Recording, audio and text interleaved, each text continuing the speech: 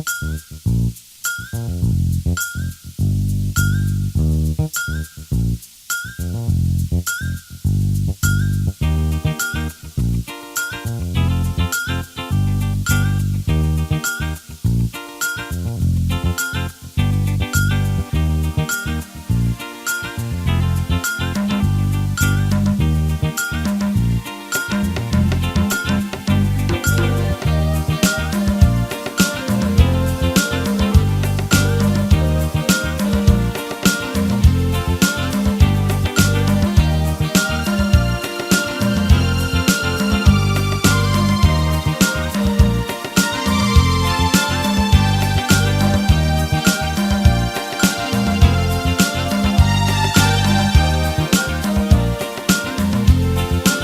la paix et la grâce de notre Seigneur Jésus-Christ soient avec vous tous.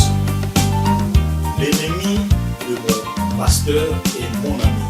Tel est le thème de cette semaine.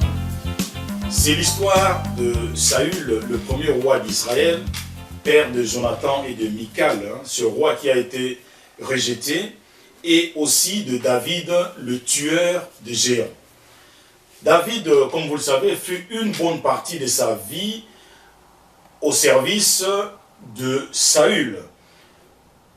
Il était le porteur de ses armes. Aujourd'hui, nous allons l'appeler le porteur de la Bible du pasteur, ou le conducteur ou le guide du pasteur. L'Éternel, vous savez, suscita un géant nommé Goliath, et celui-là a fracassé, a terrassé Israël, comme nous le savons.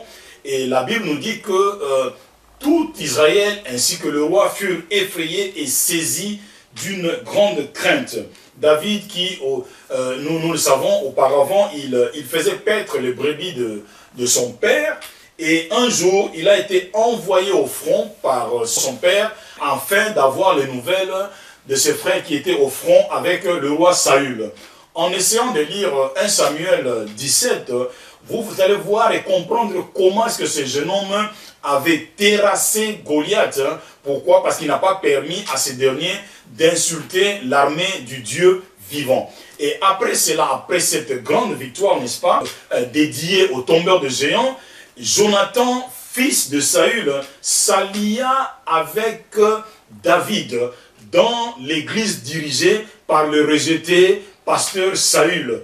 Et Michal, la fille de Saül, devint en ce moment-là la femme de David. Et la Bible nous dit que David réussissait dans tout ce qu'il entreprenait et il plaisait au peuple de Dieu. Donc cela veut dire qu'il plaisait à toute l'église, sauf au pasteur. Donc chose étonnante.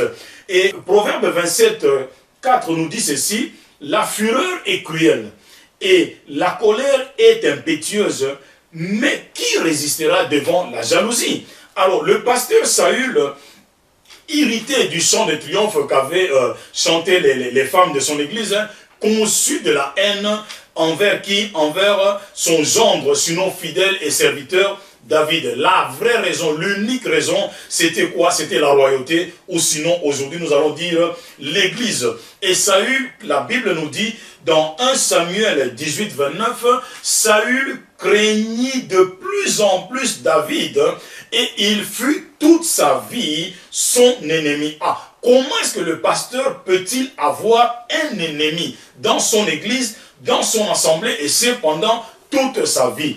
Et au chapitre 19, verset 17, ma Bible me dit ceci: Michal, donc la fille du roi Saül, une femme sage et intelligente, qui ne voulait vraiment pas, qui s'opposait à tout ce mauvais comportement de son père, a bien fait, n'est-ce pas, échapper son mari des griffes de son père, du pasteur Saül, et ce dernier, donc le roi Saül, en colère. Et vous savez que la Bible dit c'est de l'abondance du cœur que la bouche parle. Qu'a-t-il fait? Il a dit ceci à sa fille: pourquoi m'as-tu trompé de la sorte? Et as-tu laissé partir mon ennemi qui s'est échappé? Oh, il a utilisé l'adjectif possessif, mon ennemi. Oh, mon pasteur, qui est également mon père, dit Michal peut-être, a un ennemi, plutôt son ennemi. Oh, pourquoi devenir l'ennemi de tout le monde? L'ennemi de tes ennemis n'est pas mon ennemi quand même, pasteur. Pourquoi faire de celui qui a quitté ton assemblée ton ennemi est l'ennemi de toute l'assemblée. C'est pas possible. Écoute ceci. L'ennemi de mon pasteur est mon ami. Oh, Maya Kaskar Yabashanda. L'ennemi de mon pasteur est mon mari. L'ennemi de mon pasteur est mon ami. Mon mari n'a pas d'ennemi, mais c'est mon pasteur qui a des ennemis. Mon pasteur s'est fait ennemi de mon frère. Comment est-ce possible? Si ton père a pour ennemi son gendre, mais où va le monde aujourd'hui? Mon père a pour ennemi l'ami de mon frère. Comment c'est possible ça, pasteur? Et cet ennemi-là, c'est celui-là qui portait ta Bible hier. L'ennemi de mon papa est celui qui avait terrassé l'ennemi de mon papa. Comment la personne qui avait terrassé l'ennemi de mon papa est devenue l'ennemi de papa? Comment devenir ennemi? Pasteur, c'est toi qui détiens la clé. Montre-nous, apprends-nous comment tu fais. Oh, nous ne voulons pas suivre ta voie, mais nous voulons tout simplement te dire que mon pasteur avec ton pasteur sont des ennemis. Eux qui étaient avant des amis. Ils ne se parlent plus, ils ne se saluent même plus. Comment oses-tu, pasteur, aimer tout le peuple de Dieu pendant que tu détestes un seul frère ou une seule sœur parmi le peuple de Dieu? Ce frère nous a beaucoup aidés. Ce frère a soutenu l'église. Même au début du ministère, ce frère nous a beaucoup soutenus. Comment, pasteur, peux-tu devenir son ennemi? Comment oses-tu devenir l'ennemi de ceux-là qui t'ont soutenu? Comment est-ce possible? Quand tu le vois, tu deviens mal à l'aise, pasteur. Non, sois en forme, parce que tu es le prédicateur de la morale. Fais la liste de tous tes ennemis. Tu verras qu'elle est vraiment élastique. David dit à Jonathan, j'aime beaucoup ça, au chapitre 20, au verset 1er, il dit, mais qu'ai-je fait? Quel est mon crime? Quel est mon péché aux yeux de ton père pour qu'il en veuille à ma vie? Ce David, le frère n'a rien fait. Tu verras, pasteur, même en essayant d'interroger tout le monde, le frère ou la sœur n'a rien fait. Il n'y a pas de jalousie, il ne peut pas y en avoir. Ton unique préoccupation, c'est ta royauté, c'est ton église, c'est ton assemblée, c'est ton ennemi, c'est ta sécurité, bref, c'est ton ministère. La renommée de cet enfant spirituel ne peut pas te déranger. Aucun autre nom, pasteur. Tu ne veux accepter aucun autre nom en dehors du tien dans l'église. Tu deviens même l'adversaire de tes fils spirituels. La Bible nous dit ceci. Oh, saisi de colère, le papa de Jonathan maintenant, qu'est-ce qu'il a fait?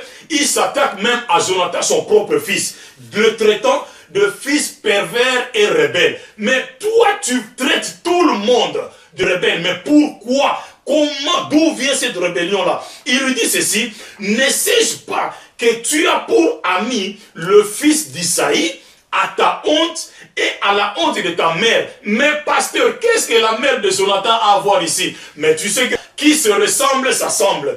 Et ma Bible me dit, les deux deviendront une seule chair. Donc l'ennemi de l'un est devenu automatiquement, forcément l'ennemi de l'autre. La maman de Jonathan en a beaucoup. Elle a beaucoup d'ennemis, que ce soit à l'église ou à l'extérieur. Nous ne pouvons même pas les dénombrer. Oh, Skamaya Shanda. Et au verset 31, ma Bible me dit, car aussi longtemps que le fils d'Isaïe, ça c'est le pasteur Saül qui continue à dire, aussi longtemps que le fils d'Isaïe sera vivant sur la terre, il n'y aura point de sécurité, ni pour toi, Jonathan, ni pour la royauté, cela veut dire, ni pour l'assemblée, ou ni pour l'église. Mais David était-il digne de mort? Non, non, non, non, non, mon frère. Il n'a pas mérité la mort, et le Seigneur l'a bel et bien protégé. Et ma Bible me dit ceci dans Hébreux 12, 14, recherchons la paix avec tous, et la sanctification sans laquelle nul ne verra le Seigneur. L'étiquette du pasteur Saül, c'est l'ardente colère. Mais maintenant, mon frère, ma soeur, nous ne pouvons pas terminer ainsi sans pour autant nous rappeler ou nous souvenir de ce que Jésus-Christ avait dit. Souvenons-nous du sermon sur la montagne. Jésus a dit ceci dans Matthieu 5, 44. Il dit, aimez vos ennemis. Donc cela veut dire, ne les tuez pas. Il dit, bénissez ceux qui vous maudissent. Il dit, faites du bien à ceux qui vous haïssent et priez même pour ceux qui vous maltraitent et qui vous persécutent, afin que vous soyez fils de votre Père qui est dans les cieux. Oh, nous bénissons tous ces gens-là. Nous prions pour eux. Nous demandons au Seigneur de répandre d'abondantes grâces sur leur vie. Nous savons une chose, mon frère, ma soeur. Nous avons pour ennemis jamais les frères et sœurs, mais plutôt l'accusateur de nos frères et sœurs. C'est celui-là qui est notre ennemi. Et Jésus continue à dire au verset 46, il dit, si vous aimez ceux qui vous aiment, mais quelle récompense méritez-vous? Les publicains n'agissent-ils pas de même? Et au 47, il dit, et si vous saluez seulement vos frères, mais que faites-vous d'extraordinaire? Il dit, les païens aussi n'agissent-ils pas de même? Il dit, soyez donc parfaits, comme votre Père Céleste est parfait. Mais au fait, Jésus-Christ était en train de dire seulement, de faire attention à toi, mon frère, ma soeur, il dit, ton pasteur peut être un publicain, ton pasteur peut être un païen. Il dit que ton pasteur peut également être imparfait. Et où est l'amour du prochain aujourd'hui? Mon frère, ma soeur, voici la recette du Saint-Esprit aujourd'hui. L'ennemi de mon pasteur, l'ennemi de mon berger, l'ennemi de mon roi n'est pas mon ennemi, mais il est mon ami. Soyez tous bénis dans le nom de Jésus-Christ. Amen.